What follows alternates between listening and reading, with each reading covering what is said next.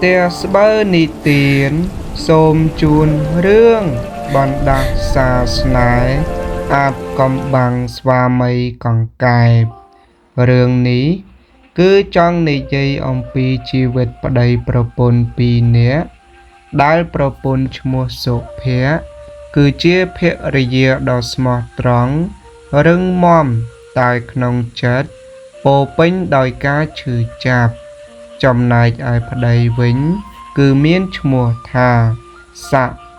สะคือเจียสวามีได้จวบบรรดาสาบานคล้ายเตอเจียสัตว์กองกายมันอาจนิยายบานเตรมตายปลายกระสายเพนสมเลงเมื่อประปนเนื้อเปลมวยเพลียงก็จับดามทะเลคลังสมเล่นโกรนเตียลือโซกระหึมโสเพะองกุยเนื้อหมดบองอูยสมเลงเมื่อเตอกราวโดยกาวเพนสรปนเนื้อเลือตกเชอจักมวยเมียนกันตรอโตยมวยได้บัดบังดอยใบมงเนื้อคางขนงหนูคือเมียนกองกายในทมปอเมียมวยกบากอมปุ้งใต้สำเลังหมอกเนียงดอยมันดักเนย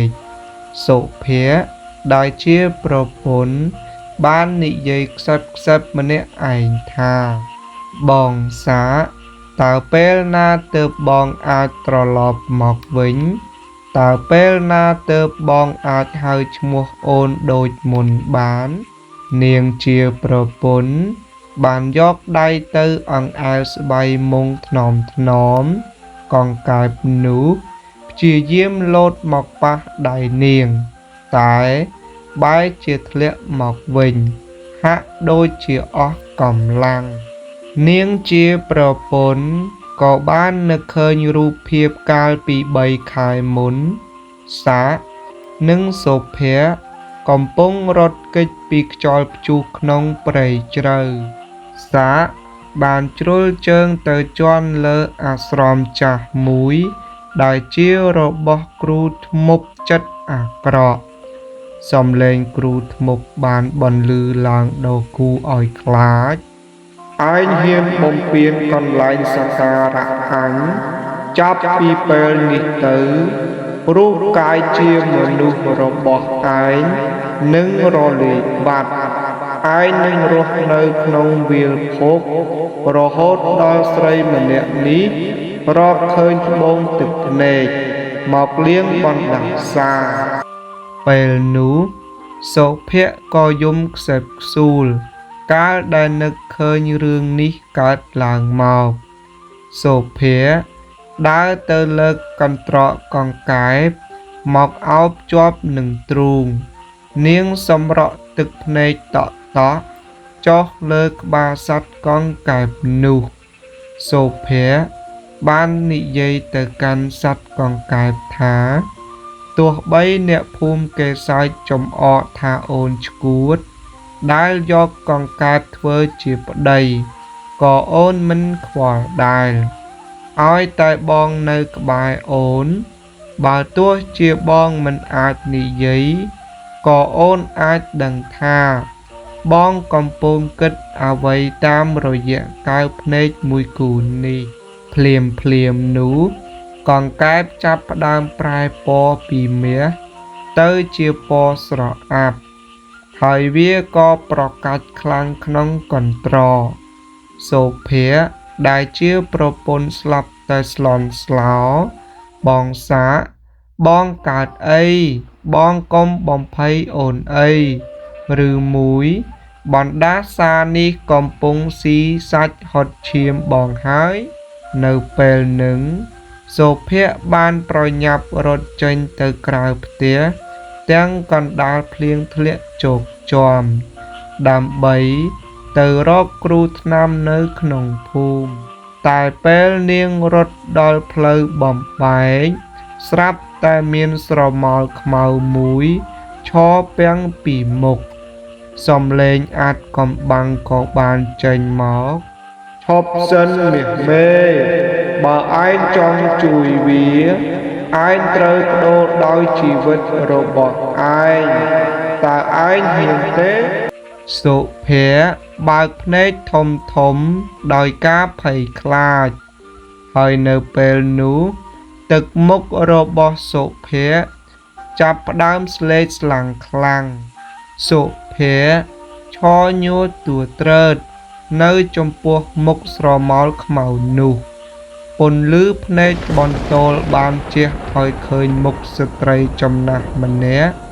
សក់សភ្នែកឡើងបាយនោះគឺយាយម៉ៅសុភ័ក្របាននិយាយទៅកាន់យាយម៉ៅដោយសំឡេងញញយាយមានន័យថាម៉េចឲ្យតែជួយប្តីខ្ញុំបានទោះឲ្យខ្ញុំស្លាប់ជំនួសគាត់ក៏ខ្ញុំព្រមដែរយាយម៉ៅបានសើចដោយសំឡេងស្អកស្អរចិត្តភក្តីពិតជាធំធេងណាស់ប៉ុន្តែវាមិនមែនយកជីវិតឯងទៅស្លាប់ភ្លាមនោះទេបណ្ដាសាកង្កែបមាសនេះត្រូវការឈាមបេះដូងនៃមនុស្សដែលស្រឡាញ់វាបំផុតដើម្បីរក្សារូបរាងបើឯងចង់ឲ្យវារស់ឯងត្រូវយកកាំបិតចាក់ចំរាមដៃនាង10ហើយឲ្យវាផឹកឈាមឯងរៀងរាល់យប់ថ្ងៃសិលរូបភាពបានកាត់មកដល់នៅយប់ថ្ងៃសិលនៅក្នុងផ្ទះរបស់សុភ័ក្រអង្គុយក្បែរកន្ត្រកកង្កែបមុខនាងស្លេកស្លាំងខ្លាំងភ្នែកនាងខូងជ្រៅព្រោះបាត់បង់ឈាមច្រើននាងកាន់កាំបិតតូចមួយកាត់ចុងម្រាមដៃយឺតឈាមក្រហមស្រស់ស្រក់តក់ចូលក្នុងចានតូចមួយសុភ័ក្របាននិយាយទាំងសំឡេងស្រទន់ថាផឹកទៅបងផឹកឈាមអូនទៅឲ្យតែបងមានកម្លាំងឲ្យតែបងមិនរលាយរូបកាយបាត់ពីអូនទោះអូនត្រូវអស់ឈាមពីខ្លួនក៏អូនមិនស្ដាយដែរសត្វកង្កែបនោះហាក់ដូចជាដឹងរឿងវាសម្លឹងមើលមុខសុភ័ក្រដោយកៅភ្នែកក្រៀមក្រំជាពន់ពេកវាមិនព្រមផឹកឈាមនោះទេវាបែរជាយំចេញមកជាសំឡេងអែតហាក់ដូចជាកំពុងអង្វរឲ្យនាងឈប់ធ្វើបែបនេះទៀតពេលព្រឹកព្រលឹមសុភ័ក្រដើរទៅផ្សារទាំងរាងកាយទ្រុឌទ្រោមអ្នកភូមិឈរខ្សែបខ្សៀវគ្នាសម្លឹងមើលមកនាងដោយក្រសែវភ្នែកមើលងាយមើលចោះមេម៉ាយកង្កែបនោះដើរចង់មិនរួចផងប្រហែលជាត្រូវខ្មោចប្តីវាឡងយប់មិញហើយឆ្កួតមែនតែនហើយសុកចិត្តចិញ្ចឹមកង្កែបមិនព្រមយកប្តីថ្មីចាំមើលទៅវានឹងស្លាប់ដោយសារសត្វចង្រៃនោះមិនខានទេសុភ័ក្រដើរធ្លាក់ស្មាមិនតបតសូម្បីមួយម៉ាត់នាងអោបកន្ត្រកជាប់នឹងទ្រូងហាក់ដូចជាខ្លាចគេដណ្ដើមយកចំណែកជីវិតនាងទៅយប់នោះសុភ័ក្រសន្លប់ស្ដោកស្ដឹងនៅក្បែរកន្ត្រកកង្កែបព្រោះអស់កម្លាំងខ្លាំងពេកស្រាប់តែមានពន្លឺមាសភាយចេញពីក្នុងកន្ត្រកសត្វកង្កែបនោះបានប្រែរូបរាងបន្តិចម្ដងដៃជើងចាប់ផ្ដើមវែងចេញមកតែវាមិនទាន់คล้ายជាមនុស្សទាំងស្រុងឡើយវាមានរូបរាងជាមនុស្សកង្កែបដ៏គួរឲ្យខ្លាចវាលូនទៅជិតសុភ័ក្ររួចយកដៃដ៏ក្រៀមរបស់វាអង្អែលមុខនាងថ្នមសាសំឡេងស្អកនិយាយមិនច្បាស់បាននិយាយទៅសុភ័ក្រថាភ័ក្រអូនស្លាប់មិនបានទេភ្លាមនោះទ្វារផ្ទះត្រូវបានគេធាក់វាយបំបែកក្រាំងក្រុមអ្នកភូមិដែលកាន់ដងឈើ នឹងមេឃឈើមានភ្លើងឆេះបានសម្រុកចូលមកមេភូមិបាននិយាយថានោះឃើញទេវាចិញ្ចឹមបីសាច់មែនសម្រាប់អាសត្វចង្រៃនោះចោលទៅកុំឲ្យវាចង្រៃភូមិយើងនៅពេលនោះស័ក្តិក្នុងរូបរាងពាក់កណ្ដាលមនុស្សពាក់កណ្ដាលសត្វព្យាយាមលោតទៅបាំងពីមុខសុភ័ក្រដែលកំពុងសន្លប់អ្នកភូមិលើកដងឈើបំរុងនឹងវាយសំពងទៅលើស័ក្តិប៉ុន្តែ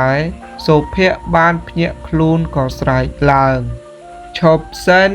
កុំធ្វើបាបប្តីខ្ញុំនៅវិនាទីដែលឈើចិត្តនឹងធ្លាក់ដល់ក្បាលស័ក្តិសុភ័ក្របានស្ទុះទៅអោបប្តីការពារពីលើឮសូរតែផាំងឈើនោះបានវាយចំខ្នងនាងយ៉ាងដំណំរហូតដល់នាងខ្ទាតឈាមចេញតាមមាត់សុភ័ក្របានបញ្ចេញសំឡេងខ្សោយៗទៅកាន់លោកមេភូមិថាបើចង់សម្លាប់គាត់ឆ្លងកាត់សាកសពខ្ញុំសិនទៅអ្នកភូមិមានការភ័យស្លុតបន្តិចតែគ្រូអាបដោយឈរនៅពីក្រោយបានស្រែកឡើងកុំជឿវាអីស្ត្រីម្នាក់នេះត្រូវអំពើបីសាចកង្កែបហើយបើមិនសម្លាប់វានៅយប់នេះទេភូមិយើងនឹងត្រូវរលាយជាមិនខានឡើយសាក់ឃើញប្រពន្ធរងរបួសព្រោះតែខ្លួនកំហឹងនឹងការឈឺចាប់បានធ្វើឲ្យភ្នែកមាសរបស់គេជះពន្លឺយ៉ាងខ្លាំងរហូតធ្វើឲ្យអ្នកភូមិដួលខ្ទាតចេញពីគ្នាសាកបានប្រើកម្លាំងចុងក្រោយរបស់គេបីសុភ័ក្រដែលកំពុងសន្លប់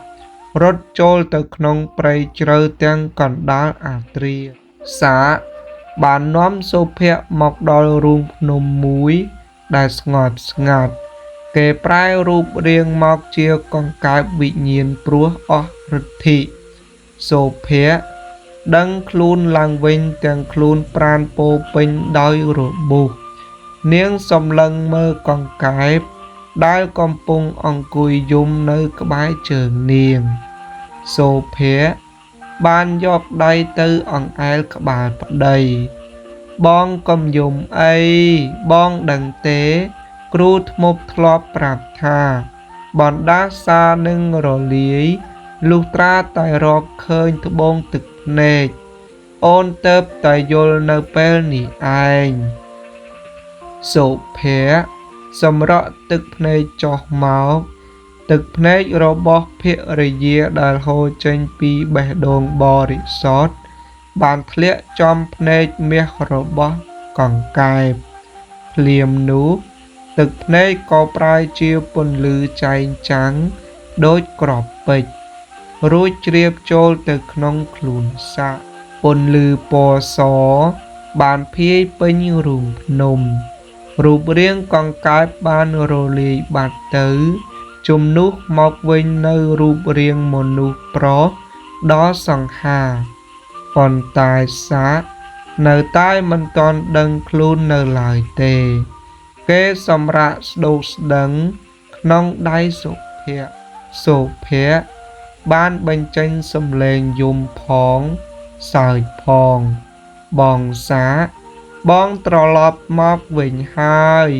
បងឮអូនហៅទេខណៈដែលសុភ័ក្រកំពុងសប្បាយចិត្តស្រាប់តែមានសំឡេងសើចដ៏គួរឲ្យខ្លាចបន្លឺឡើងពីមាត់រូងភ្នំគឺគ្រូអាបនោះឯងវាកាន់ខ្សែចំណងអាតកំបាំងមកជាមួយគ្រូអាបបាននិយាយថាអរគុណហើយមីនាងដែលជួយដោះបណ្ដាសាឲ្យវាពេលនេះវាคล้ายជាមនុស្សដែលមានឈាមទេពហើយបើអញផឹកឈាមប្តីឯងអញនឹងមានជីវិតអមតៈគ្រូអាបស្ទុះមកចាប់ទាញសាក់ចេញពីដៃសុភ័ក្រព្យាយាមតោងទាញ តែត្រូវគ្រូអាបធាក់ដួលទៅនឹងថ្មគ្រូអាបចាប់ផ្ដើមលើកកំបិតចុងស្រួចបំរុងនឹងចាក់យកឈាមសាកដែលកំពុងសន្លប់សូភាទោះបីជាមានរបួសពេញខ្លួនក៏ដោយក៏លូនទៅខំជើងគ្រូអាបយ៉ាងខ្លាំងគ្រូអាបស្រែកដោយការឈឺចាប់មីចង្រៃឯងចង់ស្លាប់មែនទេគ្រូអាបក៏លើកជើងធាក់សូភាខ្ទាតទៅបុកនឹងជញ្ជាំងរូងថ្មភ្នំរួចក៏លើកកំបិតបង្រុងនឹងចាក់សម្លាប់នាងមុននៅខណៈដែលកំបិតជិតដល់ខ្លួនសូភាស្រាប់តែដៃមួយបានមកចាប់ដៃគ្រូអាបជាប់គឺសាគេបានដឹងខ្លួនឡើងវិញភ្នែករបស់គេលែងជាពណ៌មាសទៀតហើយគឺវាប្រែជាភ្នែកមនុស្សធម្មតាតែពោពេញដោយអំណាចសាបញ្ចេញសំឡេងឡើងមឿងម៉ាត់ថាឯងធ្វើបាបប្រពន្ធអញគ្រប់គ្រាន់ហើយមន្តអាគមខ្មៅងងឹតរបស់ឯងមិនអាចឈ្នះចិត្តស្មោះរបស់នាងបានឡើយសាក់ប្រើកម្លាំងបង្ក្រាបគ្រូអាបរហូតវាដួលផ្ងាជើងភ្លាមនោះរូងភ្នំចាប់ផ្ដើមរុញជួយព្រោះមន្តអាគមរបស់គ្រូអាបបានជះត្រឡប់ទៅរកម្ចាស់វិញរហូតធ្វើឲ្យរូបកាយគ្រូអាបប្រែជាក្រៀមក្រោះដូចឈើដាច់ពូជរួចរលាយបាត់ទៅក្នុងភពងងឹតពន្លឺព្រះអាទិត្យចាប់ផ្ដើមរះឡើងសាក់បានបីសូភាដើរចេញពីរូងភ្នំសំដៅមកភូមិវិញអ្នកភូមិដែលធ្លាប់តែដេញសម្លាប់ពួកគេបានឈររងចាំនៅផ្លូវចូលភូមិទាំងទឹកមុខស្រពោននិងខុសឆ្គងមេភូមិបានលត់ចង្គង់ចុះហើយនិយាយទៅកាន់សូភានិងស័ក្តិថាពួកយើងខុសហើយពួកយើងត្រូវបានគ្រូអាបបោកបញ្ឆោតសូភាអើយឯងគឺជាស្រីដែលមានចិត្តមោះមុតបំផុតដែលយើងធ្លាប់ជួបសូភាញញឹមទាំងទឹកភ្នែកហើយក៏និយាយទៅកាន់អ្នកភូមិនិងមេភូមិថាមិនអីទេលោកមេភូមិឲ្យតែប្តីខ្ញុំបានត្រឡប់មកវិញខ្ញុំមិនប្រកាន់ទោសបីអ្នកណានោះទេនៅពេលនោះអ្នកទាំងពីរក៏មកដល់ផ្ទះឈើតូចដែលធ្លាប់តែស្ងប់ស្ងាត់ពេលនេះមានសំឡេងសើចសប្បាយសាក់និងសុភ័ក្រអង្គុយនៅមាត់បង្អួចជាមួយគ្នាសាក់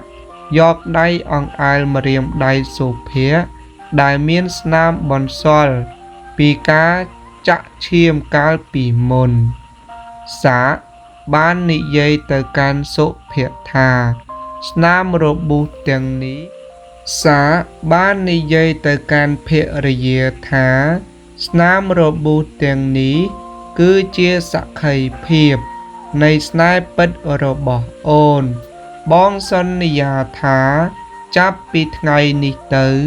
បងនឹងមិនឲ្យអូនសម្រក់ទឹកភ្នែកសូម្បីតែមួយដំណក់ទៀតឡើយអ្នកទាំងពីរ